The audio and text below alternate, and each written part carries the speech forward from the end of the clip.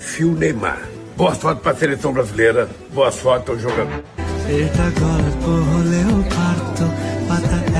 2026 বিশ্বকাপের শেষ 16তে নরওয়ের কাছে 2-1 গোলে হেরে যখন ব্রাজিল হ্যাক্স মিশন স্তব্ধ, ঠিক তখনই কোটি ভক্তদের হৃদয় ভেঙে দিয়ে আন্তর্জাতিক ফুটবলকে বিদায় জানালেন নেইমার জুনিয়র। ম্যাডলাইফ স্টেডিয়ামে কান্না ভেজা চেকে হলুদ জার্সিতে চিরতরে তুলে রাখার ঘোষণা দেন সেলেসাওদের এই মহানায়ক।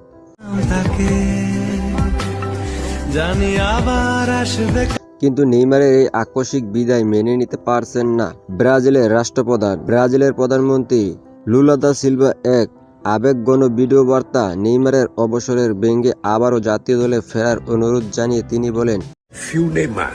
Boa sorte pra seleção brasileira. Boa sorte ao jogador. এখনই অপশন নয়, ব্রাজিল ফুটবলকে তুমি অনেক দিয়েছো, তবে এখনো অনেক দেওয়ার বাকি আছে।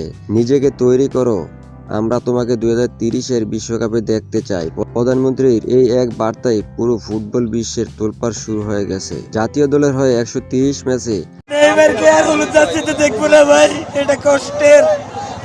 আর এটা 80টি গোল এবং 59টি অ্যাসিস্ট নিয়ে নেইমার জুনিয়র ব্রাজিলের ইতিহাসে সর্বকালের সর্বোচ্চ গোলদাতা। হলুদ জার্সি তার অবদানকে খাটো করে দেখার কোনো সুযোগ নেই। আর তাই তো হারের বেদনার মাঝেও পুরো ব্রাজিল এখন নতুন করে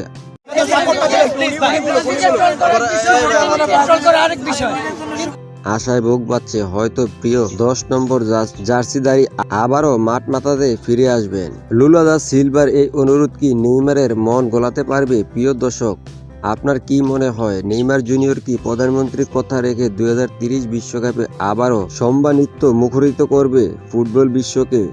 আপনার মূল্যবান মতামত কমেন্ট বক্সে অবশ্যই জানিয়ে দিন। ধন্যবাদ।